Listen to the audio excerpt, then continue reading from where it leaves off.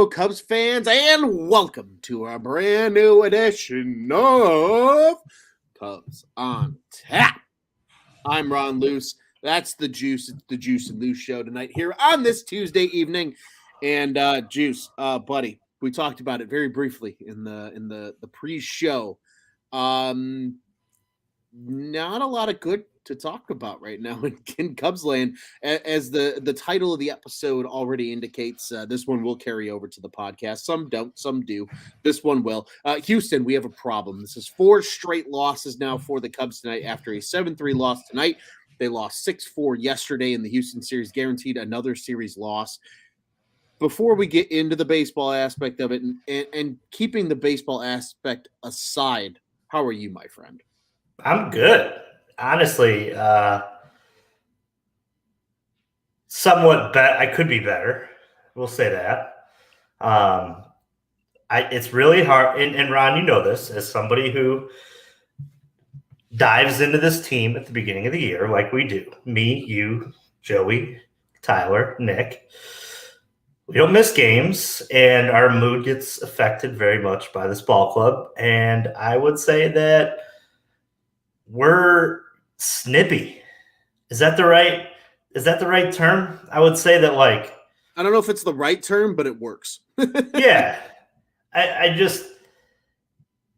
had that type of day today where the Cubs have affected my mood in ways that I've been taking it out on, my personal life a little bit.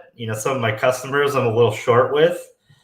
I don't know, man. It's just been I just tweeted out to join us via my Twitter, and I said, baseball is a brutal sport, and what I love sometimes about these shows is we get on here and we can vent and we can talk about things, and then we can circle our way back. And my hope is by the end of this show, me and you will have talked our way back to everything's going to be okay. I'm right there with you, buddy. I will say, though, so I have to tell a little backstory before I show this comment in the comment section on the live broadcast here. But my cousin and I, we don't get to play video games terribly often. He lives down in Atlanta, Georgia. I'm obviously up here in the Chicagoland area. And we will play Rocket League. Like, that's our go-to game. That's just what we do. It's a good one. And every time we lose or like just shit hits the fan and it's off the rails, we always go, "Oh no, we suck again." Of course. And Scott's out here dropping insert Rob Schneider's "Oh no, we suck again." So I belly laughed. I giggled. It took me everything in my power to not just burst out laughing when I saw this come across. So shout out Scott for an incredible comment, because that actually gave me a slight bit of joy because it was funny. But he's kind of true. This last 4-game stretch, Juice, I told you in the pregame show, and I'm going to reiterate the exact same words, is kind of a metaphorical kick in the dick right now to Cubs fans, because you get your absolute just barn doors blown off in 2 games over the weekend against the Twins, both 10-plus run losses, or at least 10 run losses, right? 11-1 on Saturday and 16-3 on Mother's Day. At that point, it's an effort only a mother could love on Mother's Day. And then yesterday, like, they gave you a little bit of hope, right? Down 4-0 early after, a tough play in the outfield from Morel playing a really weird left field. This was not the series to throw a guy not used to playing a position out in the outfield, but it is what it is. And then Tyone throws BP, and they're down, and then they storm back. Christopher Morel just continuing to be lights out. And then Fulmer decides to piss another one away, and we could chalk that up as the 4th at least game that you could directly be like, that's being kind. If Fulmer's not pitching here, maybe they win the game. And then today was just tough, especially because friend of the program, Justin Steele, by far worst outing of the year. Again, I saw our friend of the program and brother program of ours from Dingers, Mr. Jake Bunowski, tweeted right at the end of the game. He said, back-to-back bad starts from Stroman and Steele from the baseball gods is just cruel. And I agree, because like these were the 2 guys that were rolling, and you knew one of them was bound to have a bad start eventually, and they were both going to have a bad start. That's just inevitable. That's baseball. But for them to come within like 4 days of each other, sucks. Like Yeah. that's where it really hits right now, and it just kind of feels like that's where we are right now, Juice. So this last couple weeks, I've been working on an analogy to describe what this Cubs team is, and it's not going to be food, which is Damn you're it! going to I be was just very gonna surprised. ask. I was You're going just gonna ask. to be very surprised, but I tried to dig into my bag of Chicago sports fandom and try to compare this team to a team that I've seen in the past, and now is this a juiceism? I mean, it's more like a comparison. This is more like so I was doing my best to, watch these games and compare it to another sport that is near and dear to my heart, and that's basketball. Very much. I'm a huge Bulls fan, and obviously the Bulls didn't get their draft pick tonight, but hey, it is what it is. But this team, and correct me if I'm wrong, reminds me so much of that 2009 Chicago Bulls team. Now, mind you, that was Derrick Rose's first season. Yep. That was Joakim Noah's second season. And if I'm not mistaken, that would have been Luol Deng's second season as well, or his third season, around maybe his fourth season. But that team, in so many ways, kind of mirrors what I'm seeing with this Cubs team. That basketball team finished 41-41, and they battled against a number one seed that was the Boston Celtics, and that year took them to, a 7-game series, one of which that was epic in some, ways or another. But as I sit here and I look at this team, I see so many missed pieces. And by that, what I mean is there's pieces on this team that are cycling out, meaning guys who are a part of the old regime that are here. But then there's this like little group of guys that I think are going to end up being like a core. You're going to have your Dansby Swanson around here. You're going to have Ian Happ, Nico Horner, Christopher Morel and Matt Mervis almost kind of compare to like those younger guys on the Bulls teams that were learning how to win. Yeah. And I watched this team and I'm like, I wasn't off when I said that this team was a 78-win team at the beginning of the year. I think that at this point, this is what they are. This isn't a stretch of bad baseball. There comes a stretch where you play these games in a row and you're like, yeah, it could be just a bad slump. But this is weeks worth, almost a month's worth of, average to bad baseball that we've watched. And I see that old Bulls team in my head, and that's promising because behind that 2009 team were some great Bulls runs that were railroaded by a better Heat team. But baseball is different, right? It's not the same as like, LeBron and D Wade are all on one team, so it doesn't matter. No, where this team is at, it's a tweak here, it's a tweak there. It's because so many times over the course of this stretch, I've just been like, they have to put guys they're uncomfortable with in high leverage situations because they just don't have the depth down the line. Like Nick Madrigal is a great trying player. Don't get me wrong. He brings it every day, but he's not a good hitting third baseman. He's not a good hitter at all. He's serviceable for what they need right now. It's give him a shot and throw him out there. Merriweather, another arm that you throw at the dartboard and pray to God it works. Michael Fulmer, same way. It's a mismatch of guys that I think that going into this year, we were optimistic, right? They were playing good baseball. Things were working, but it was almost like it was too good to be true because you can see now they're striking out way more often. They're managing to leave more runners. It's less rallies opposed to the pitching now after being taxed over the course of April is starting to break in some points. And it's just like they're one starter away, they're one arm away, they're one hitter in that lineup away. And I just see those three spots as that's the difference between you and Houston. That's exactly what you're looking at. That's the difference between you and I know they're not great, but the Minnesota Twins.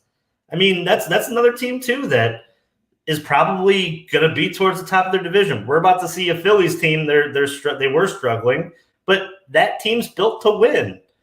It's those professional lineups that we sit here and we look at, and when you have guys like Nico Horner and Belly on the IL, it's nearly impossible to field a competitive lineup where you're getting consistent at bats. Like, I mean, we just look at that lineup tonight. You had Dansby Swanson, you had Christopher Morel, and after that, Ian Happ. After that, name me an at bat where you felt comfortable you were going to get production tonight. And that's not a shot at guys like Matt Mervis. He's learning how to play the game. Right. And that's not a shot at Seiya Suzuki because he's coming off an oblique injury and he's been a lot better. But it's like they're one piece in each aspect of the game away from being great. And that's why I compare it to that 08 team for the Bulls or 09 team for the Bulls. Because it's like that Bulls team was like one, Derrick Rose leap, one superstar, away from being like that team that was the top of the East the next year. Right. And I just feel like that's where we're at. So, and I hate to tie it in, but that 2009 team was coached by none other than Vinny Del Negro, and they moved on from him. And I don't want to take away 2016 for Ross and everything he's done over the course of, but there's been some inexcusable moves over the course of this series, the last couple series, where you have to now step back and evaluate and go, is this the guy that takes you to the next level? Yeah, and honestly, Juice, I am so glad you brought that up because that has been on my mind for about the last 3.5 days. And, it's been kicked around in Twitter and, people overreacting. And I think it's more people overreacting than anything else, at least the noise that I have been seeing. But that's where I'm going to save I do have some positive thoughts from the series. They involve two of the guys you already mentioned, Morel, Suzuki. Also, shouts out to Mr. Mash Mervis getting his first mash of the season. Congratulations to him. That's awesome. But at what point do you start to beg that question, right? Because even right now, when this Cubs team, like you said, right, no Bellinger currently in the lineup, you do kind of have to play mix and match with some of the pieces because of health on the roster and creating a lineup on a day-to-day basis.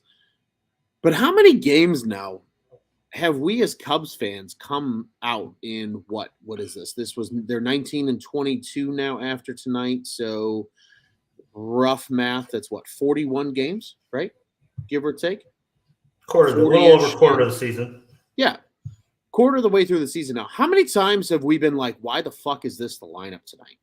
I feel like too many through 41 games, right?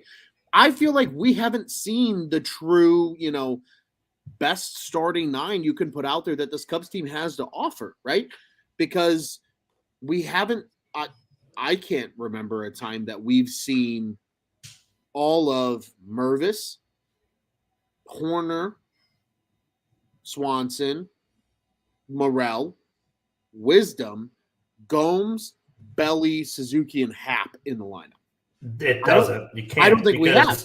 Because right. Gomes got hurt, then they brought up Mervis, right. And then they brought up Morel after that, and Nico Horner, in the midst of all of that, got hurt. Right. So you have that. And even before that, I feel like there's been so many nights. Today was a perfect example of this. I did a little bit of pregame recon on Twitter. I like to scroll through on the Cubs on Tap account and just see what the people are saying. And as soon as today's lineup came out, there was a lot of "what the fuck are you doing, Ross?" is all over Twitter. All over Twitter, right? You had Hosmer in the DH again, which again, if he's not playing first base, I don't know why he's on the roster. You had Barnhart catching it again, who just statistically, with Gomes versus Barnhart, this team is night and day record-wise, right? With Gomes, they're above 500, and with Barnhart, they've only won like 4 games. This is where, and I think some fault can be put on a pair of people here, right? I think you can put Jed to a fault just because this is what Ross is given. But at the same time, sometimes you got to just say fuck playing matchups and just play your best players and see what happens, right? Especially over the course of, again, like Joe Madden used to talk about this all the time when he managed the Cubs and when he's managed everywhere, right? That he would just throw shit at a wall and see what works. Because you have 162 games. You can manage to do that for a 3 or 4 game stretch. And if it doesn't work, you just hit the reset button and you try something different. I feel like Ross has yet to do that, where he's just been like, you know what, we're playing. Like, if tomorrow the lineup was Morel's going to have to play center because Belly is hurt. But if it's Hap, Morel, and Say on the outfield, right? Maybe it's Wisdom at third. No, I shouldn't even say maybe. It's Wisdom at third. It's Dansby at short. Unfortunately, right now, it's probably Madrigal at second just because of Nico being hurt. I know. Sucks. Mervis at first and Trey DHing. And Jan behind the plate. That's what I want to see tomorrow because right now, that's the best lineup you have available. Just throw shit at a wall. You already lost the series. So at this point, you might as well try, and you're going into an off day too. Right, exactly. At this point, it's just trying to get some level of momentum before you have to jump on a late night flight to Philadelphia, you get an off day, and then you play 3 with the Phillies. Just do it. And I think some of that, again, Ross never had the benefit of a guy like a Joe Madden or some of these other managers in baseball who managed at different levels before being called to the big leagues. Like he was in the front office and then he was given the job. And I'm not shaming anybody for that. But to your point, right? Where, and you know what's funny? Right at the same time in their franchises in Chicago sports history, Juice, you're a big Bulls guy. You're a diehard basketball fan. I like basketball, but it's definitely not my top sport that plays at the United Center. I'm a big Hawks guy. That was also right at the same time the Hawks were being coached by one Dennis Savard. Yes. And both teams can those guys and go get Thibodeau and Joel Quenneville. And then all of a sudden shit changes. So, like, there's almost part of me here that is wondering, and I want to get your take on this, Juice, because I know Brian, Mr. Lefevre Fever, is going to be clipping this one for tomorrow. Where does your head stand with David Ross? Is he the Vinny Del Negros and Denny Savard and Mike Quaddies of the world? Or is he a Tom Thibodeau or a Joe Madden or a Joel Quenneville of the Chicago sports landscape who is actually going to get you results with a team that is ready to compete?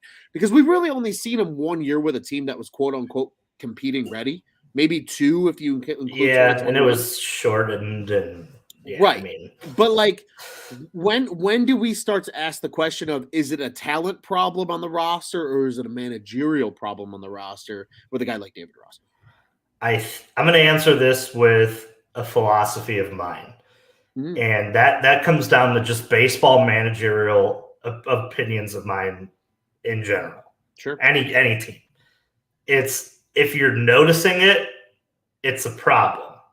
If you're not noticing it, the guy's probably replacement level okay. I don't think managers anymore, maybe back like years and years ago before all the stats and sabermetrics were a thing. I didn't think that managers in this day and age impact much.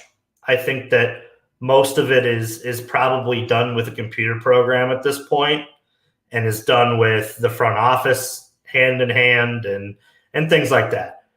But if you're starting to notice and there's backlash about lineups outside of your circle, your clubhouse, like we're seeing on Twitter, then it starts to become a problem.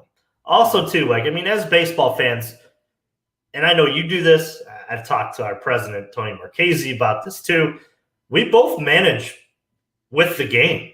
I think I would do this if I were, I'd go to this person this time. I know I got to get, this much out of this pitcher, or, maybe this at bat is good for this guy who's on the bench because he has an off day today. And there's times where I don't agree with what he's doing and it works. And I go, okay, but I'm a percentage guy, and David Ross far too many times this season, and it's not all the time. But it's at a point where it's noticeable to where I feel that if you're within like 70 to 80% success rate with lineups and things like that, you're probably a pretty damn good manager. Yeah. If you're within like the 60 to 55, you're probably being noticed. And David Ross probably falls dead in the middle of both of that. It's probably around like the 70 to, the lower end 62, 60, you know what I mean? So just to I thought you were going to say he was in like that 69th percentile. Yeah, it would have been nice, right? But no, if it's noticeable for me and you, it's noticeable for them. The problem then you have to answer is, does David Ross bring enough to the clubhouse to offset some of these mistakes? And sometimes I'd say yes. I'd say in terms of being a player's manager, he very much, will grow with veterans. He knows, how to build an inside the clubhouse winning formula. I'm not doubting that. He's been on several, World Series teams. He knows what a winning locker room looks like.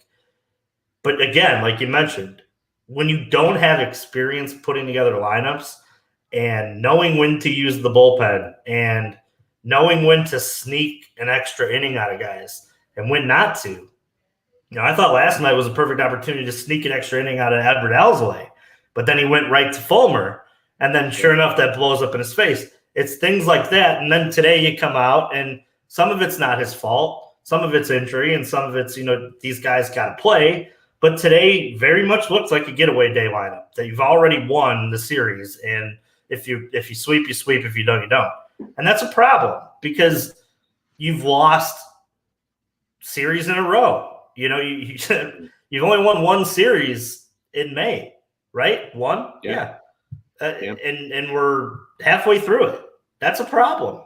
So a lot of this is obviously, I think that over a course of a long season, it evens out. Maybe this is some bad luck for Ross, but the alarms are starting to at least go for me, and I'm the type that will give way more leeway than anybody else.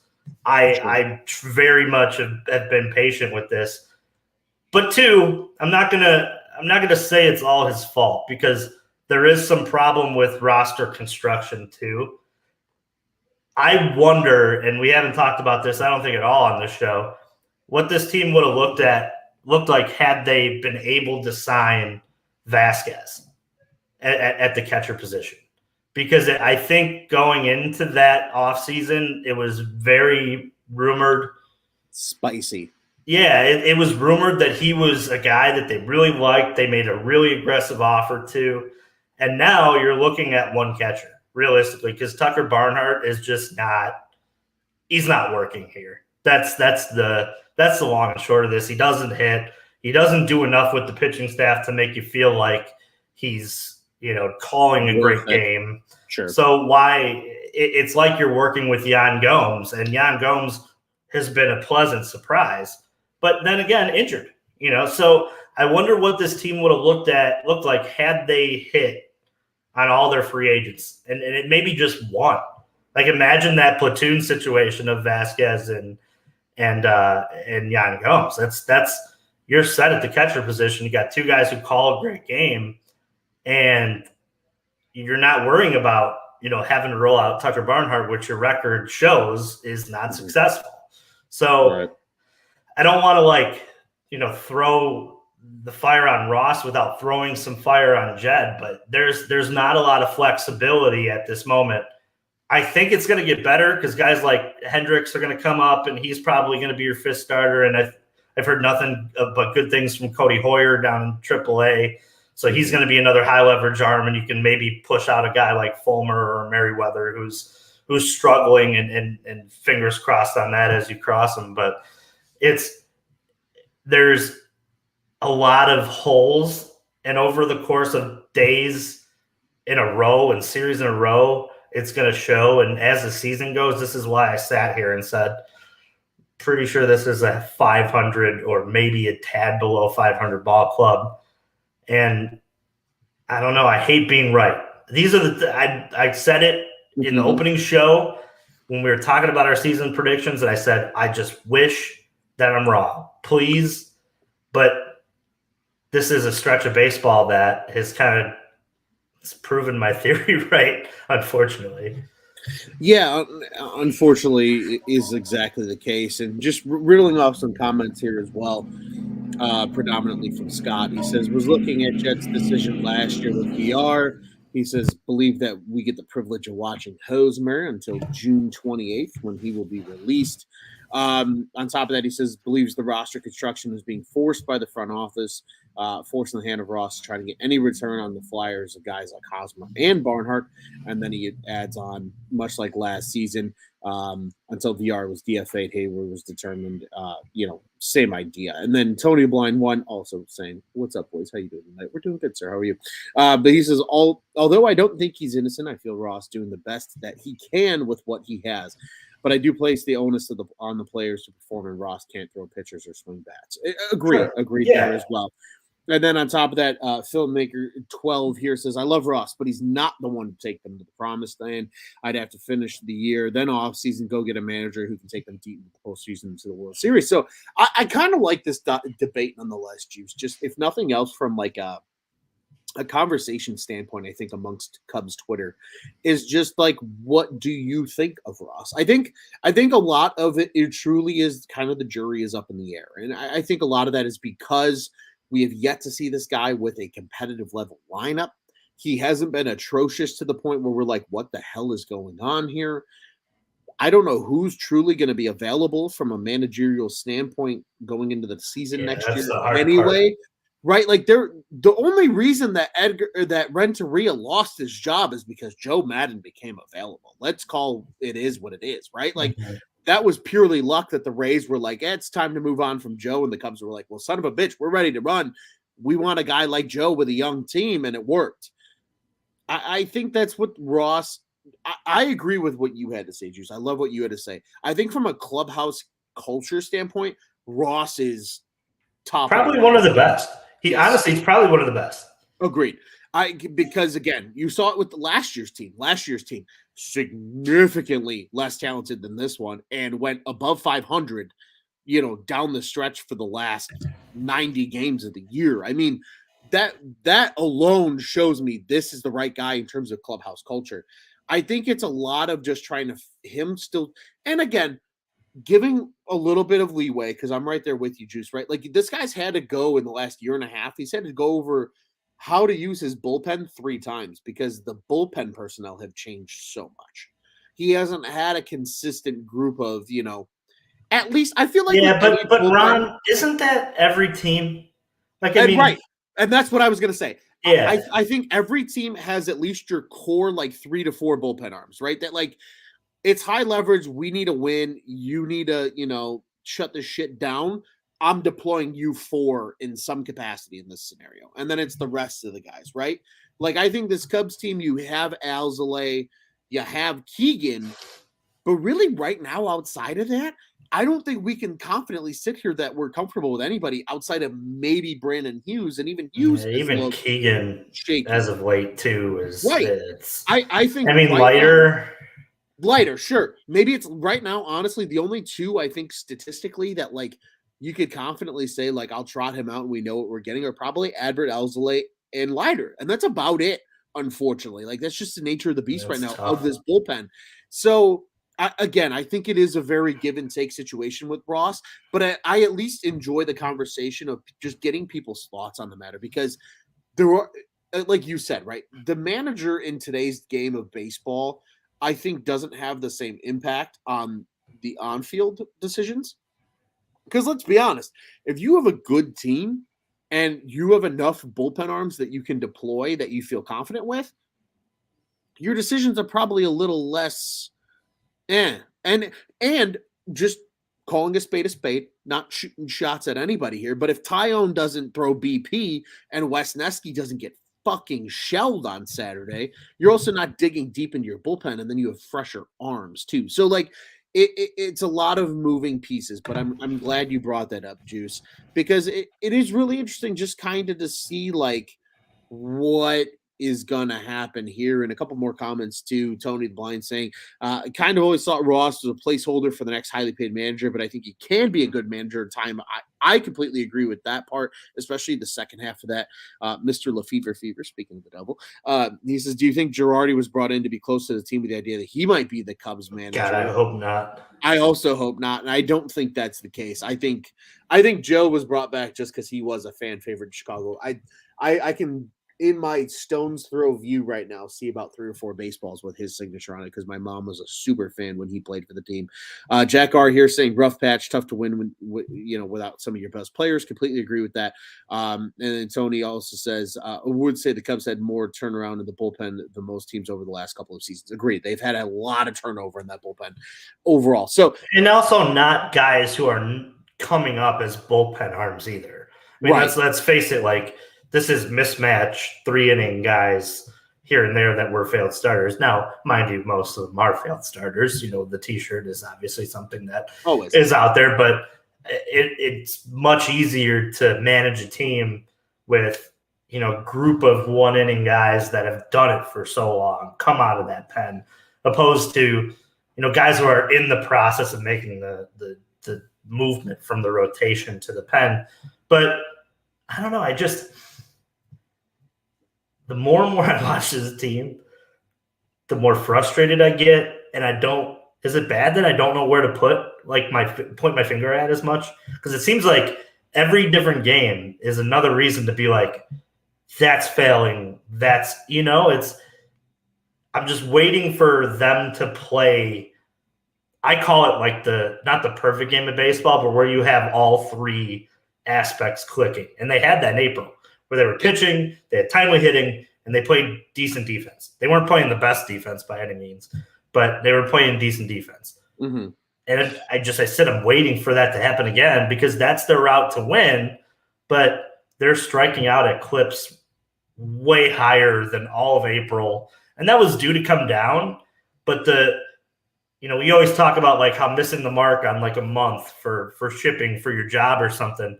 Like this is where the Cubs are at, and they seem to be way off in left field from where they should be pacing, even with it coming back to like a normal, average level where regression to the mean's like a real thing. But it's just kind of it's one of those stretches, but it's also there's internal parts of this team that are below average that once you start to like get into like a depth need and you're having like Miles Mastrobuoni play, I mean, not often, but enough, yeah, it's a problem, so roster construction, I think that like that's why I was so excited for this year, because it was almost like could be like a found Vegas money year.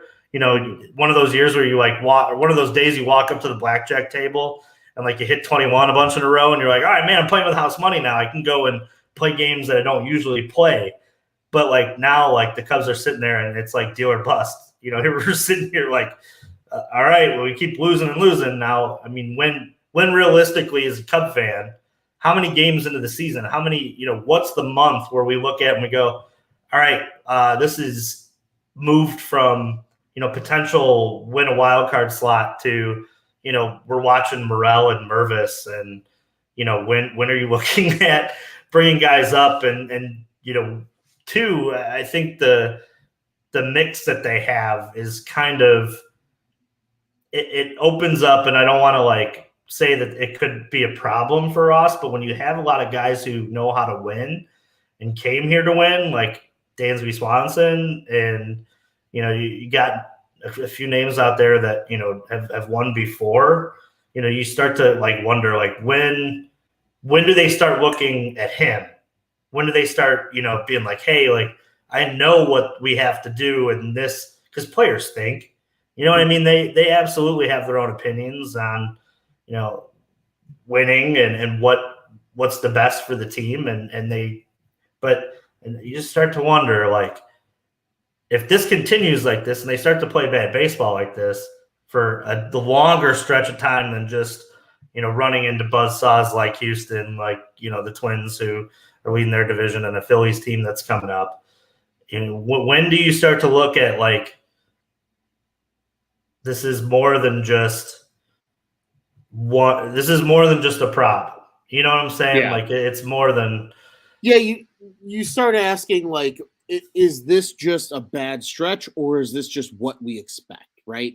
And I think I'm glad you brought that up, just because I said it on Sunday's show on my little just solo bitch to the world campaign of this team playing the way that they're playing. I think is starting to solidify that this is a building year.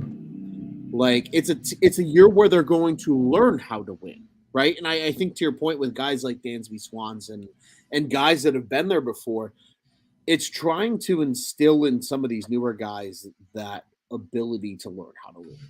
And I think that's what they're building towards, because 2024, I think, was always, when they blew it up in 2021, what they were looking towards in terms of truly competing, right? Like truly being a threat to make the playoffs and maybe make some noise. And obviously, a lot of that hinges on guys like PCA being ready. I think that's pretty consensus there. Some of these other guys, even if they're pitchers, right? Like a guy like Ben Brown, who has come out of the woodwork, etc., to be kind of these extra pieces that they bring in, and probably to spend a little bit of money next year. Let's be honest. Like, I think they're absolutely going to be in on the Shohei Ohtani sweepstakes. Do they win it? I don't know, but at least they're gonna have their hand in the pot and at least try to steal a cookie jar without getting their hand slapped. That's where, like, I'm kind of mentally taking this team. And I hope, again, to your point earlier in the show, Juice, I hope they prove me wrong. I hope they go on a nice stretch, especially when they come back home, right? After that Philly series, you got bookend off days with that Philly series, Thursday this week, Monday of next week. And then they're back home for 9 straight days at Wrigley Field, 3 against the Mets, 3 against the Reds, who 2 teams you should probably beat, even though the Reds haven't played terrible baseball. And then 3 against the one of the MLB best in the Tampa Bay Rays, but at least you're at Wrigley, right? Like, that's the perfect stretch to go 6 out of 9 or 7 out of 9 if you can somehow manage it. And maybe you do right the ship a little bit, and then people don't freak the fuck out as much. Granted, it is still May 16th. Like, there's still time to be had. But I'm in agreement with you, right, Juice? I think everybody is sitting here just kind of mentally mulling over, like, what is this team really? Like, we're still trying to figure that out, because there was so much hope in April, and then there's been so much disappointment in May. And even though there's 4 collective months of baseball left, what version of this Cubs team are we going to get in those 4 months? I think that's what a lot of people are wondering.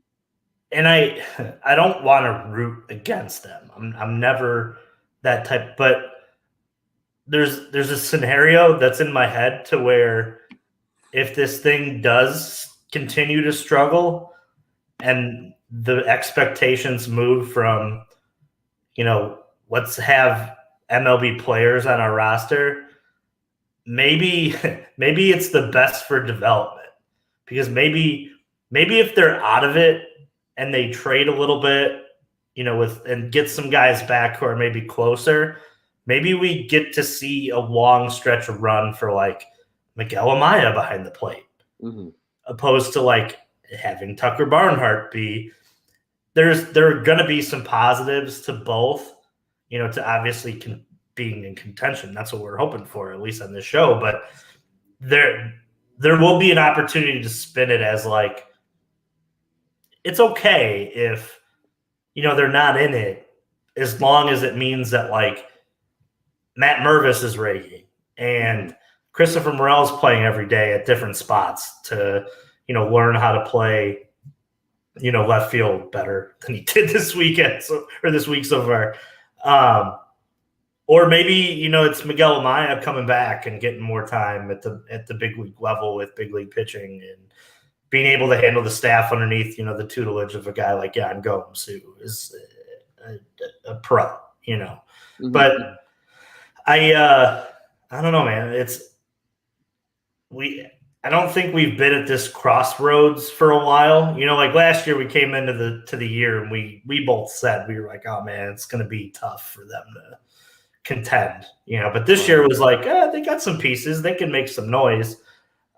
And it's kind of a blessing, right? Like we're sitting here at this, having these conversations because they are all like, hey, what's the next step we need to do to win consistently? Is it letting go of our beloved manager? Is it, adding more to this roster? Yeah, it's probably a little bit of both, to be honest with you.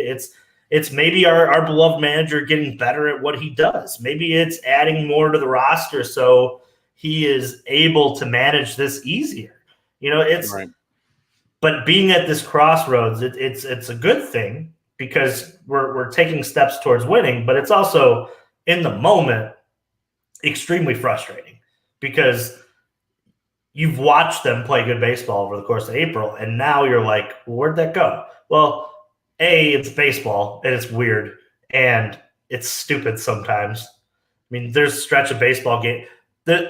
Let's just start with today's game and talk about the double to start the game that ended up in a run. Like that, from that moment, I knew they weren't winning today because that little flare down the line that ends up fair by an inch, not even probably a centimeter, probably hit the right side of the line, to be honest with you, and trickles out. It's The double. hair, the hair of your chin. Yeah, you're already in trouble. And then, it's like you're chasing, and even like the Mervis home run, it was like, all right, yeah, that's cool, but it was going to be tough to hit, Javier tonight. And it's just, it's these frustrating moments where, yeah, you want to go big picture, but you also, we should pump our brakes at least a little bit more and be like, all right, they do have the Phillies aren't playing the best baseball right now. The Mets are beatable. They've showed that to everybody.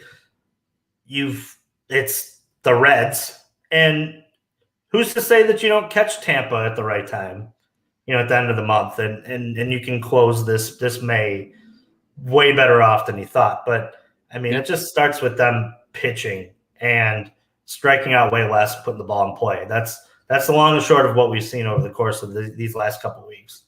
100%. And quickly to the comments here, Juice, before we roll the topic in another direction. Scott, his hot take is Mark Pryor being the next manager of this team. Filmmaker 12 saying, I also believe the Cubs will do better once they find someone who can take the role of closer. I agree. That was something I was thinking about the other day, so I'm happy this was brought up. He says need to get back to the 7 and 8 guys, leading up to the 9th. I just was watching a baseball game the other day, and they were like, oh, you know what I saw? It was for JP Romano, the closer for the Toronto Blue Jays. Yeah. And him having the big entrance as the closer, right? And I thought of, like, on the south side of Liam Hendricks being that guy for them is their bona fide closer. That there's a swagger that comes to that, right? Like we saw that with Craig in 2021 for Kimbrel. It was the same idea. And Wade and Wade and Chapman. When you got that boss ass son of a bitch coming out of the bullpen, like it gives your team kind of that little bit of a swagger move of like, he's coming in, we got this shit. And I think that's a confidence thing, especially for a young team that they could use. So it's definitely something that's weighed on my mind of like, once guys settle into bullpen roles, maybe this team does kind of start to spark a little bit. And then Tony Blind saying he's still sticking to his original prediction. An 83 and 79 team. It says they aren't quite ready to compete for a long playoff run, in his honest or humble, depending on how you read it, opinion. Agreement there. And Juice, I think we've beaten this topic to death about the managerial decisions in the roster.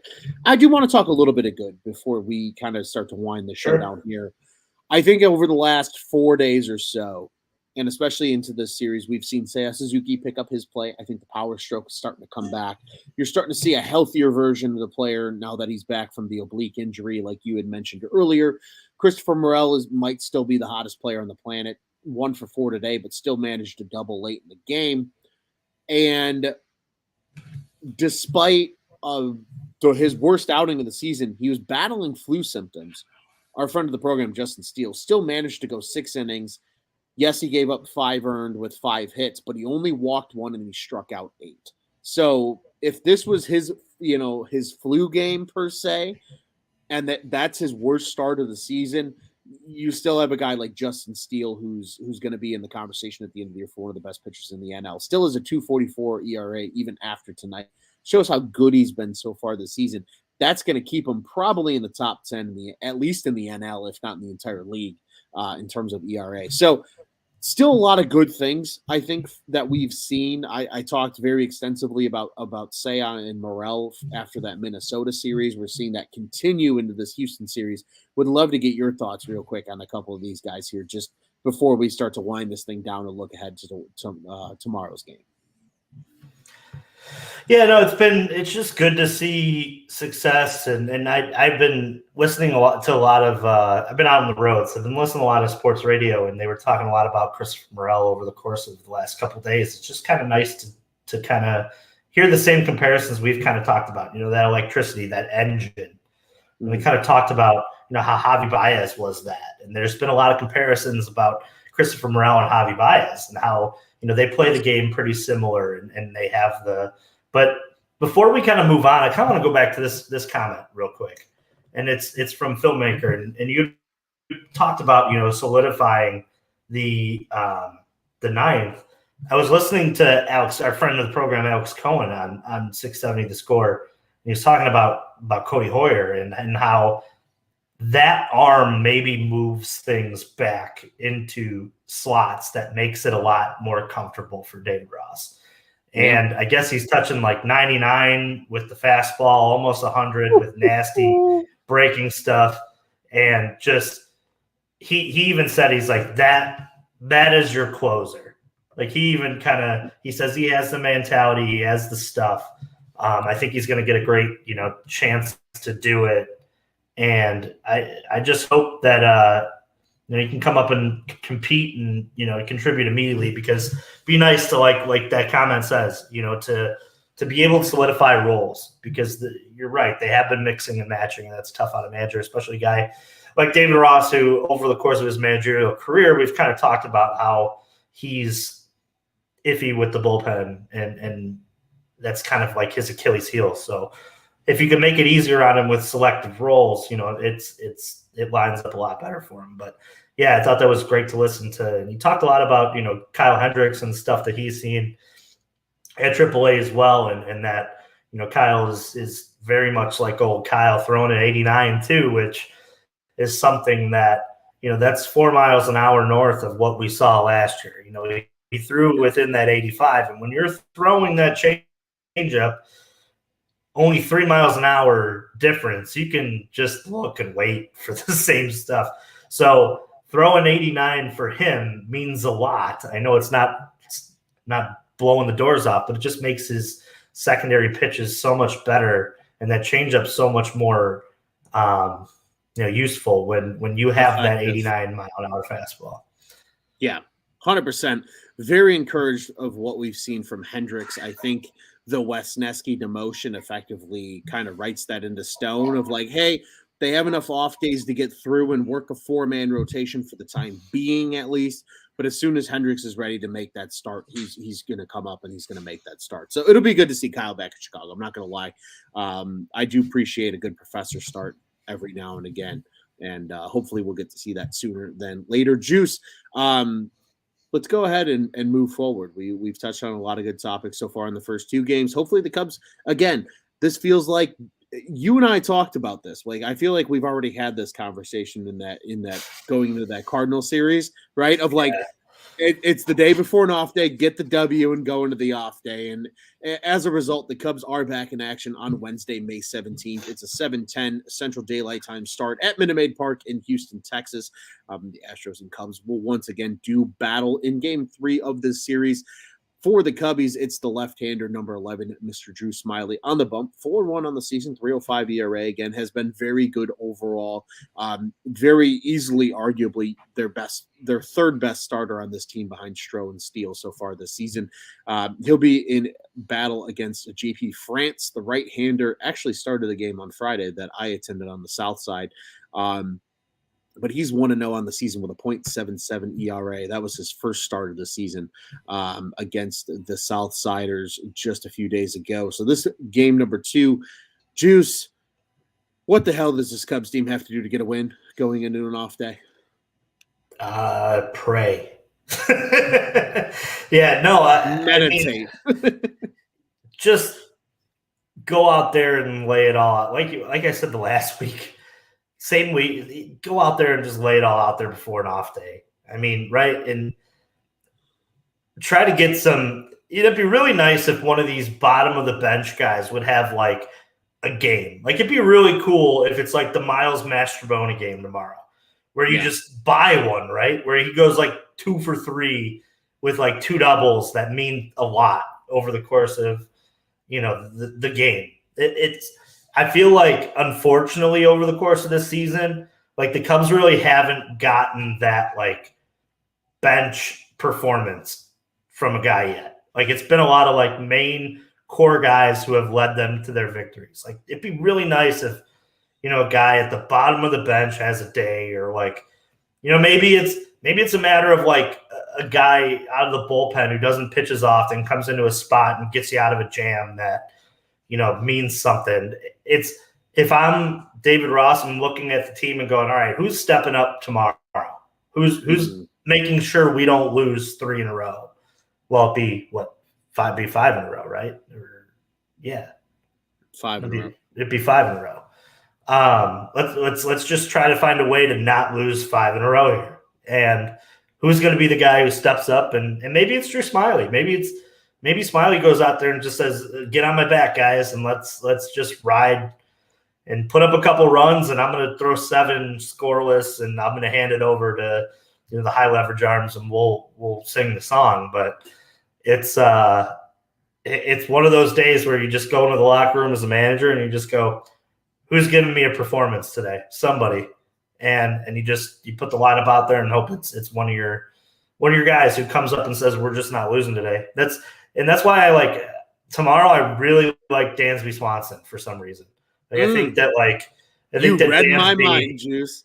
It's like a day where it's like, all right, man, we paid you that much money. Like, go out there and hit a home run and hit like 2 doubles, driving some runs, and let's just put this one away pretty early, and we'll cruise our way into the off day and regroup for a Phillies team. It's just the 3 games, and then they get another off day. So there's nothing to, they're in the home stretch here of this rough, like on the road, then home for a short, and then on the road again kind of junk, like we were talking about earlier on the show. Like somebody just Dansby just save us, hit a couple home. Maybe it's Seiya tomorrow. He put together a good at bat late. One of those 2 guys step up. I'm glad you brought that up, because my thought process, as soon as you brought up the bottom of the order guys, and it would be nice. Would be nice to have the, like you said, the Miles Mastrobuoni game, or the Trey Mancini game, or something like that. But son of a bitch, how cool would it be as Dansby just puts the team on his back tomorrow? Like, that's exactly where my head was at. It feels like the appropriate game for a guy like Dansby, and I think it speaks more to Dansby than it does to desperation of, like, he's the type of guy that will come through in that kind of moment, right? He's had his ups, he's had his downs. He's typically a player that starts slow, and I think the Cubs have actually gotten more out of him than a lot of people expected. Again, talking to an Atlanta Braves fan and my cousin, when I told him what Dansby was doing, he was appalled at what Dansby was doing this early in the season, because of the fact that he has historically started so slow in his time in Atlanta. So I'm right there with you, Juice. Just a big performance from somebody. Somebody come out and say, fuck it, guys. I'm putting the team on my back. Let's go get this W. Let's roll into the off day. Let's get some bomb-ass Philly cheesesteak sandwiches that, like, Justin Steele promised us that he could get us. Get some bomb-ass food. Get a couple beers, cup of 2 trees on a Thursday. Get the boys together and just rally and get back together, because I really think this Cubs team right now just needs that spark. And maybe a win tomorrow can, turn into quality momentum going into that Philly series. So right there with you. Would love to see a big performance out of Dansby tomorrow. I think that would, what's the term I'm looking for here? I think that would hit right in the plumes, if you know what I mean. Just in terms of what we're looking for from this Cubs team. Juice, before we get out of here, buddy, quickly, Scott saying DFA Hosmer, Barnhart, and Fulmer for the win. I think you're not the only one that feels that way, and we'll see when that happens. But for everybody that joined us tonight, first off, thank you for joining us. And if you are watching on Twitter and you want to get involved in the comments, just as all of our great commenters have this evening, be sure to head over to the On Tap Sportsnet YouTube page, subscribe, hit that little bell button, and then you'll know when we go live every single time with a Cubs on Tap episode. And also, Cubs on Tap, one of 2 official Cubs podcasts that cover the Cubs here at the On Tap Sports Network. Check out our friends over at Dingers. They recorded last night. Boys did a great job. Got to watch along with them live for a little bit during their show. Every Monday night does the Dingers crew run at Dinger Cubs on Twitter and Instagram. Be sure to follow the entire quartet over there as they do a great job covering the Cubbies. Be sure to follow us as well at Cubbies on Tap, CUBBIES on Twitter and Instagram. I am at Luce on Tap. He's at Juice on Tap. Juice on Tap, Luce on Tap, Juice on Tap, Luce on Tap. Crack them, lock them, and fuck them. Be sure to follow that guy too at Joey Knows Nothing, at Teddy Freddy 270, and at Nick_on Tap. The whole Cubs on Tap group. Also follow at Bulls Guy Rob, our prospect guy over here at Cubs on Tap. Bears, Bulls, Blackhawks, you know the drill. We've got it all. Bulls got shysted out of their lottery pick tonight, so the Magic get another first-round pick as a result. Bears schedule is out. We know what their schedule now looks like. All those predictions and whatnot are coming. Bears on Tap. We'll be recording live tomorrow on Wednesday at 5:30 Central Time as well. Be sure to join us for that one. And Blackhawks, we're still riding the high of Connor Bedard being a Chicago Blackhawk. So be sure to tune into the next 4 Feathers episode. When we do go ahead and record, it should be a banger. And yes, Cubs fans, we might be going through it right now, but I know a very large group of people in Chicago that are going through it more than us right now. It's because Jerry Reinsdorf owns a baseball team that they like. Have your friends that like the Southsiders just coddle and just sweet talk our friends that like the Southsiders because they all need it together. Be sure to send your friends to our friends over at Sox and Tap as they do a good job covering the Sox. OnTapSportsNet.com, at OnTapSports on the social media. The On Tap Sports Network. Go ahead and check out what's on tap in Chicago sports. Juice, it is always a pleasure, buddy. The Juice and Luce show is feeling like an annual Tuesday tradition, which I'm not totally mad about. But we've been talking about a lot of losing baseball. Hopefully that changes the next time we are on the microphone. Buddy, before we, what do you say? We get out with the only way we know how. Well, we're getting out of here today to fireworks. The Four Winds Field is doing a Notre Dame night or something. There's not a game here, but they were doing like a walkathon or some type of thing. So I don't know if you can hear it in the mic, but there are fireworks going on. So I was muted for that whole stick. But we're getting out of here to fireworks, Ronald. Hopefully that means home runs tomorrow. And fuck the Cardinals. And let's go Cubbies.